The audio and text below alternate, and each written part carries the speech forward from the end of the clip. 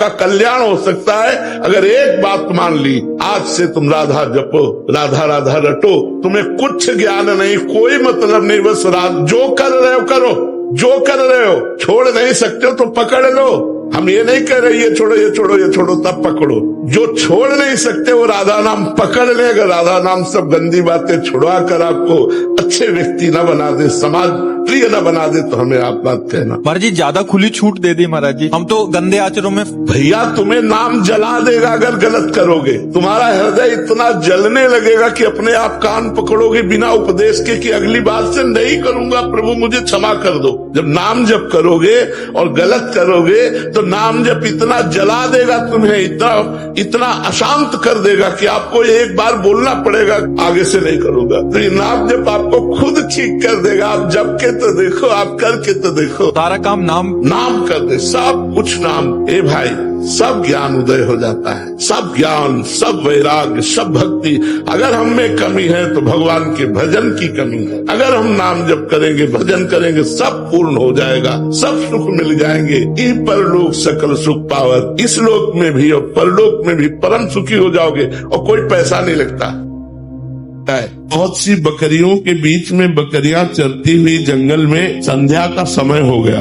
एक बकरी नए नए वृक्षों की पोक चुनने के लोभ में वो भूल गई अपने परिकर को और चरवाहा सब बकरियों को ले गया। तो उसको जब होश आया तो अंधेरा होने को था। उसने सोचा मैं तो मारी गई, क्योंकि अब मेरा कोई रक्षक नहीं है, जंगल का कोई भेड़िया या चिंगारी हमको खा जाएगा। सोचा चलो पानी पी लेते हैं, समीप में नदी थी और जैसी जो होना होगा हो जाएगा। तो बकरी गई और जल पिया तो वहाँ एक देखा पंजा, बहुत ही बलिष्ठ पुरुष का पंजा लगा। थोड़ी ही देर हुई थी कि वहाँ पानी पीने के लिए भेड़िया आया। उसने देखा बकरी प्रसन्न हो गया कि पानी भी मिल गया और भोजन भी मिल गया। ये बकरी की तरफ बढ़ा। बकरी ने कहा पंजा देख लो। उसने देखा पंजा तो शेर का है, मतलब बकरी की मित्रता शेर से है। वो भाग गया।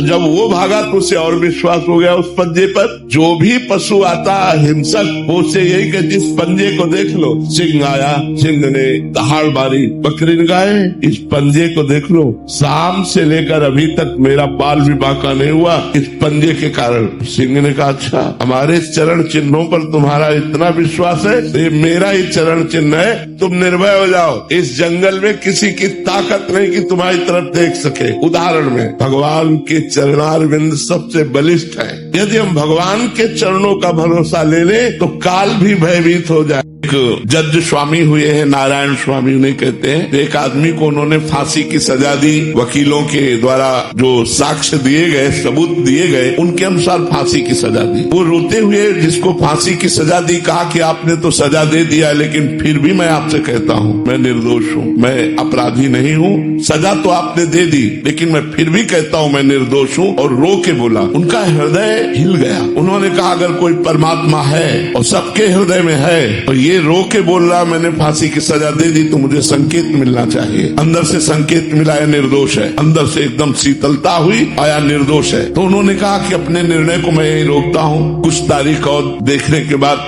सही निर्णय मैं दूंगा। मैं अपने निर्णय को यही स्थगित करता हूँ। नीचे की अदालतों से अपने आप वकीलों द्वारा, जो उसके वकील थे, वो साक्ष्य आ गए कि वो निर्दोष है और उसको मुक्त कर दिया। बस उन्होंने संन्यास ले लिया। उनको ऐसा वैराग्य हुआ कि वो हरिद्वार गए और वहाँ गुरु की खोज की। तो जिससे कहते मैं जज हूँ, सारी संपत्ति आपको दूंगा, मुझे दीक्षा दे दो, फौरन तैयार हो जाता। जो तैयार हो जाते तो कहते गंगा स्नान करके आता हूँ, दोबारा उनके पास नहीं जाते कि जो मेरे जज पद का सम्मान करता है, जो मेरी जज की प्राप्त की हुई संपत्ति का लोभ रखता है, वो मेरा गुरु हो ही नहीं सकता। अंततो गत्वा उन्होंने क्या करने की सोची। तो एक पहाड़ के शिखर पर खड़े होकर जे गिरना चाहते तो पीछे आवाज आई, तुझे गुरु चाहिए, पीछे मुड़कर देख। तो एक महापुरुष खड़े हुए थे। उनका वहीं से सुन, नजदीक आने की जरूरत नहीं। नारायण नारायण नारायण। तो बस अंतर ध्यान हो गए। बस उन्होंने नारायण, उनका नाम ही नारायण स्वामी पड़ गया। इतना नाम जब करते थे कि भाई जी हनुमान प्रसाद पोद्दार जो राधा बाबा, इनको ऐसे नली लगाई अपने यहाँ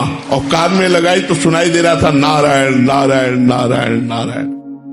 एक बार एक बच्चे ने पेंसिल चुराई, पेंसिल, और माँ से बोला माँ पेंसिल चुरा के लाया हूँ। तो उसने कहा शाबाश, लिखने के काम आएगा। वही चलकर सुल्ताना डाकू सुल्ताना डाकू का चरित्र दिखाया था। और जब उसको अंग्रेजों ने फांसी देने की बात कही तो पूछा तुम्हारी आखिरी इच्छा क्या है? तो उसने कहा मुझे मेरी माँ से मिला दो। उन्होंने सोचा मात्र प्रेम के कारण। जब माँ मिली तो दांत से नाक काट लिया। तो अंग्रेजों ने पूछा ऐसा क्यों किया? बोले अगर पेंसिल पहली बार चुराई थी और ये थप्पड़ मार देती तो आज मैं फांसी पे न चढ़ता। इसने कहा बहुत अच्छा। तो मैंने समझा अच्छा कार्य है, तो मैं चोरी करने लगा। आज सुल्ताना डाकू हुआ। इतना बड़ा डाकू की फांसी की सजा मिल रही, उसका मूल कारण मेरी माँ है। तो अगर माता पिता बच्चे को शासन नहीं करने देते तो अपने बच्चे के भविष्य को बिगाड़ रहे हैं।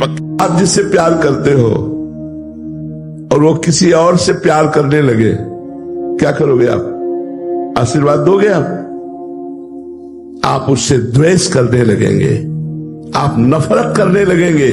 वही प्रेम, ये प्रेम है।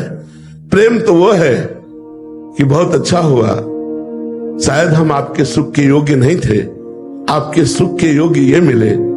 मैं जीवन भर आपको आशीर्वाद देता रहूंगा, कभी बाधा नहीं बनूंगा, तुम दोनों सुखी रहो। ये यहां से प्रेम की शुरुआत। इस प्रेम की दम है, अगर वो है तो वो भगवान से जुड़ा हुआ चित्त होगा, तभी ये हो सकता है, नहीं ऐसा नहीं हो सकता। संसार का ये रीति है, कुछ भी करो हमारा प्यार तुम्हारे प्रति बढ़ता चला जाएगा।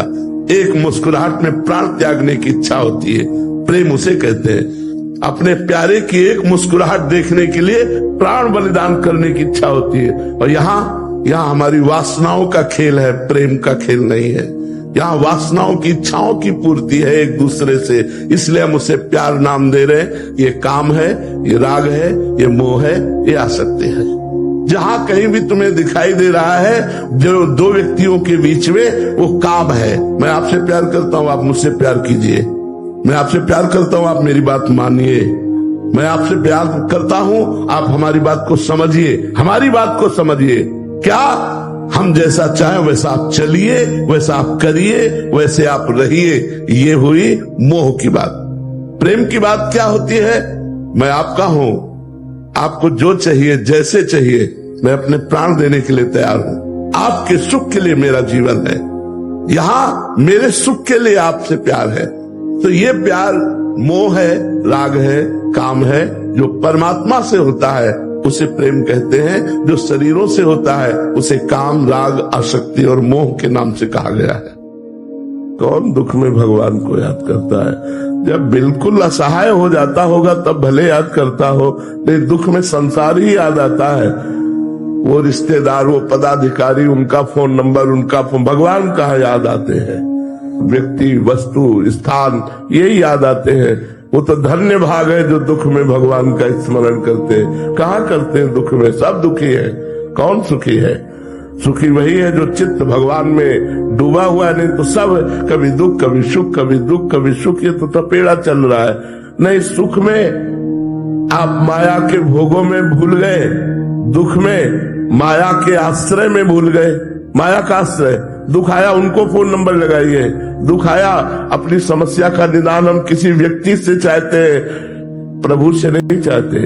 इतने लोगों में आप हृदय से देखो, आपको दुख मिला, सीधे मन भगवान के पास गया। कौन है ऐसा? जब सब जगह से हार जाएगा तो भले भगवान को पुकारे, नहीं पहले भगवान याद नहीं आते, पहले संसार याद आता है। हमारे रिश्तेदार हैं, हमारे अमुक है, हमारे अमुक है, वो अमुक डॉक्टर है। हम ये नहीं, सीधे भगवान में चित्त गया, हे भगवान हमारे संकट की निवृत्ति कीजिए।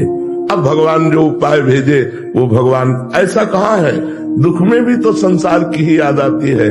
वो धन्य भाग है जो दुख और सुख दोनों में भगवान का स्मरण करते हैं।